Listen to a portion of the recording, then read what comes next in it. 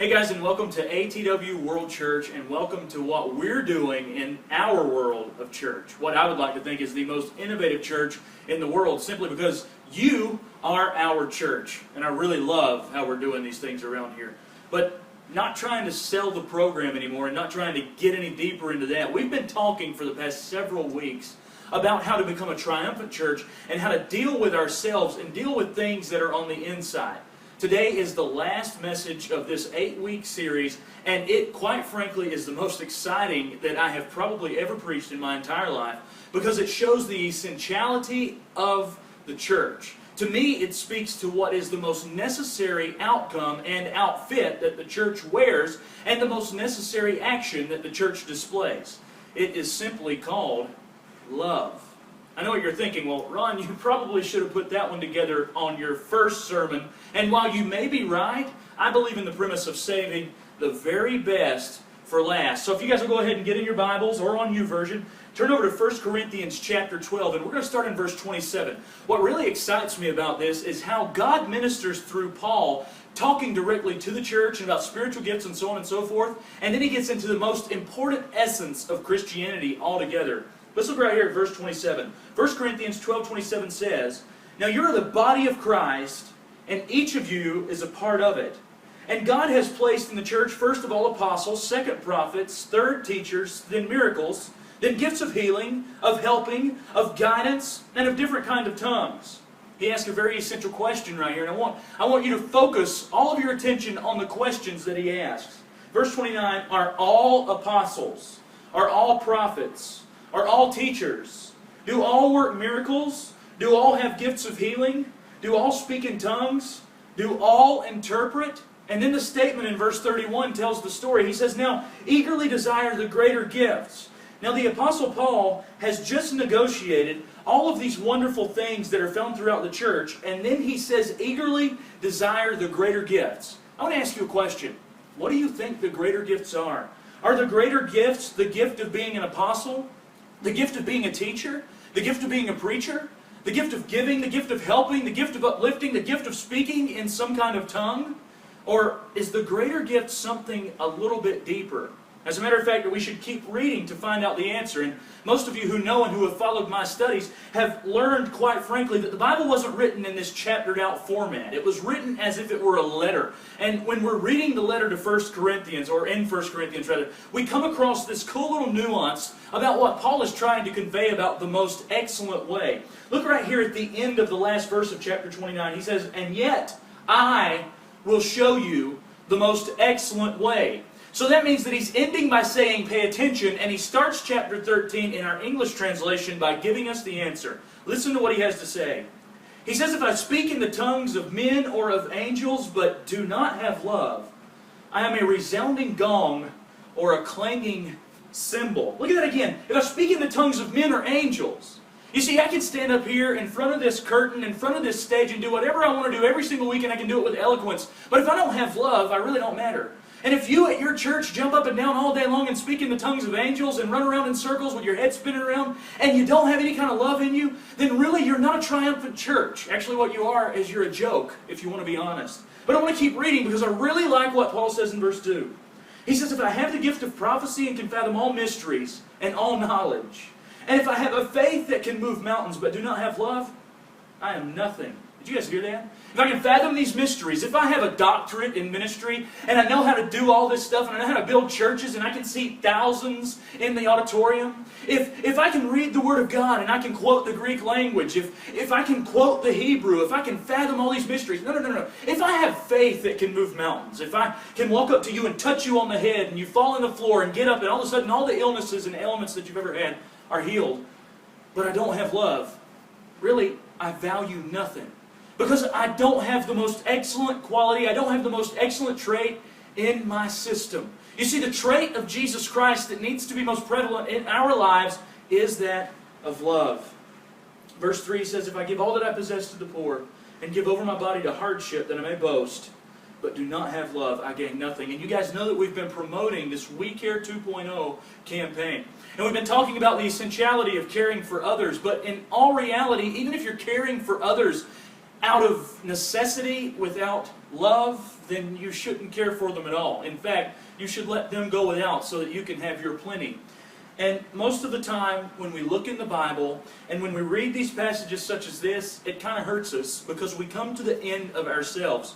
Well, as I was looking at this and my church and the churches that I've pastored in the past, I've come to many conclusions about this thing. I've come to the conclusion in order for us to be a triumphant church, the church has to come to the end of itself. We have to deal with who we really are by looking into the problems that we've really had. And one of the greatest problems that we've had is we have expressed outwardly all of these cool things, but inwardly we have not expressed love. Inwardly we haven't cloaked ourselves with the truth of Christ's love, and because of that, the world that we live is missing the whole message of love.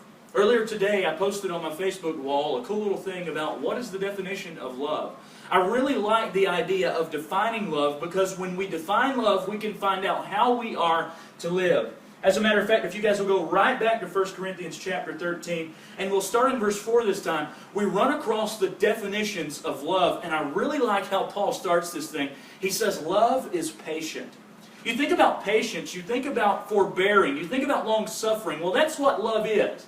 Love does not look at someone who's dealing with something and say, oh, well, I can't deal with you right now because I don't have patience. Love is patient with our congregants. Love is patient in our community. And love is not always running around doing our own thing because we're focused on what we have. We've got to be focused on what they don't have. Love is kind. Kindness is the expression of goodness which is found in love. He says love does not envy, it does not boast, and it is not proud. Love doesn't say because you have something and I don't, or because I have something and you don't, then I'm not going to care for you. Love does not put people on pedestals, nor does love diminish characters. Love keeps people right here on an even plateau, on an even keel, all the time. But it's verse 5. Love does not dishonor others. I want you to look at this real closely. As we're developing a triumphant church, we have to realize that when we look down on the people in our church, we're dishonoring them. He goes further. He says, love is not self-seeking. Love doesn't keep my hand in my pocket so that I can make sure that my money's continually there, but love is freely giving. It's not all about what I eat when I get home. It's about what we eat when we get home. That's really cool. You need to apply that to your t-shirt. Love is not easily angered. Well, she's sitting in my seat. I'm not going to sit on this pew because this idiot barbarian that I've never seen in my life is sitting here and I'm not going to have anything to do with it. Well, that's anger and that's not love. As a matter of fact, that would be quoted right along the idea of childishness. And there's no love found in any of that. You see somebody sitting in your seat at church, you just go sit somewhere else instead of moving your membership. But it's possibly this last little line here in verse 5 that hits me the hardest. Love keeps no record of wrongs. Yet we look down at our preacher because of what he did 10 years ago. There's this wonderful story out here in Colorado of this preacher that you guys will be familiar with immediately. His name was Ted Haggard. He was caught in homosexuality. He was caught prostituting out there in this world. And the whole world of Christianity held it against him. Well, not too long ago, he decided it was time to go back into ministry. The world decided that we didn't want to accept him because of his past. Love keeps no record of wrongs. Let me tell you something. I have a past a mile long. You have a past a mile long. Whether it's telling a few lies here or there to your grandparents so that you can go rent a movie, or whether it's stealing millions of dollars from banks worldwide. The bottom line is this, that if I remember what you did or how you did it, then I can never truly love you. But if I look beyond your past and I see the qualities of your present, then what I'm doing is I'm doing exactly what Jesus Christ did. Let me ask you, if we're expecting Jesus to love us, shouldn't we love the same way that He loved us? Let's look at how He loved us. He picked up a cross and He carried it up a hill so that He could die. Do you think He was looking at your past? No. He was looking at what He could do for you in the future. But Paul wasn't done there. This first line right here really hits me hard too. Love does not delight in evil but rejoices with the truth. That's verse 6.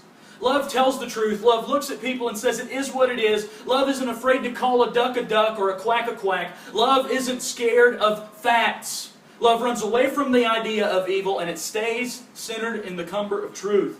Verse 7, it always protects, it always trusts, it always hopes, and it always perseveres. And if you are a triumphant church, and if you are a church of victory, then let me tell you what you do. You always protect, you always trust, You always hope, and you always persevere with every single human being that's in your fellowship.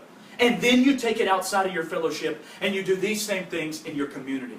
The reason the church is failing, and the reason that I have a studio church and not a church filled with thousands, is because we're not putting on this idea. Because we're walking away from what love really is. And because we're not living in truth. Verse 8, the Apostle Paul gives us the one-liner that stops the heart. Love never fails. How many churches year after year fail all over the world? How many times have you witnessed, just looking out in your community, a church that closed its doors just this past week? Well, there's thousands every single year. As a matter of fact, the Pew Research Forum will give you the numbers and will tell you that an astronomical amount of churches that start every year close within their first 3 months. Isn't that amazing? Isn't it crazy? I want to tell you why that happens. Because there's really no love. If we're developed in a church of love, and in a church that rejoices in that truth, then we will have a triumphant, victorious, successful church. You remember the 7 churches series that's done in Revelation chapter 2 and 3. At the end of each of the 7 churches, Jesus talks about the overcoming, victorious church. Well, you could put every single one of them in the category of love. He says love never fails, but listen to what he's saying closely. We're not going to get into the theological ramifications of this, but I want you to hear what he's saying. Love never fails, but where there are prophecies, they'll stop. Where there are tongues, they will be silenced. Where there is knowledge, it'll pass away. He says, for we know in part, and we prophesy in part, but look at what he said, but when the completeness comes, what is in part will disappear. You see, we have all these ideas of the way church is, and we have this prophecy, and we have this tongue, and we have this wisdom, and we have this knowledge, but when love comes, we don't have to have all that. Because we have love. And all of that categorizes itself and falls right into the file of love. When we have this love in our heart, then all this other stuff isn't really relevant. It just falls into place. I have spent time after time after time for weeks on end trying to develop a sermon that would impact people's lives, when I would find at the end of the day that if only I would love my church, the sermon would impact their lives in such an incredible way anyway. I can know all kind of stuff, I can prophesy all kind of stuff, and I can yada masitum and tutum and do all this stuff, but if I don't love, I don't do nothing that's right. He goes on to say here, let's check this out. Verse 10, I want you to look at this. But when completeness comes, when love, that's completeness, that's the completion of the topic, that's perfection, is love. When it comes, what is in part, all of these temporal things, these official things, they disappear. All of the things that you're dealing with in your church that isn't fitting together, the puzzle pieces that are breaking apart and running amok, they disappear because you become complete. You become victorious. You become a triumphant church. Verse 11, the Apostle Paul reasons with us. He says, when I was a child, I talked like a child. I thought like a child. I reasoned like a child.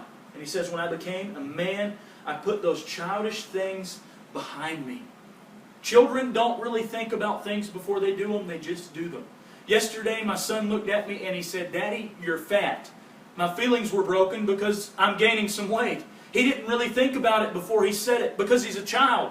When he becomes a 30-year-old man, he'll probably look at me and say, Daddy, you look fantastic. And I'm sure when he's 30, I will look fantastic. But the point is that he doesn't reason like an adult because he's not an adult. He's 5 years old. We reason as adults. We're careful what we say. We consider what we do. We live in that love. Verse 12. For now we see only a reflection as in a mirror, then we shall see face to face. I want you to think about a mirror that's on a car, you know, a hubcap. And I want you to think going over to that hubcap and trying to shave in that thing. You're going to cut yourself, you're going to have patches of hair everywhere, you're going to look ridiculous. Why? Because you're not seeing as a reflection in a mirror, you're seeing as a reflection in a hubcap. Well, when we have a church that's not embedded in love, then we're having a church that's embedded in this hubcap theology, where we can't see clearly. Yeah, our preacher may sound really good in his suit and tie, it may look real good, he may be a little PIMP, but let me inform you,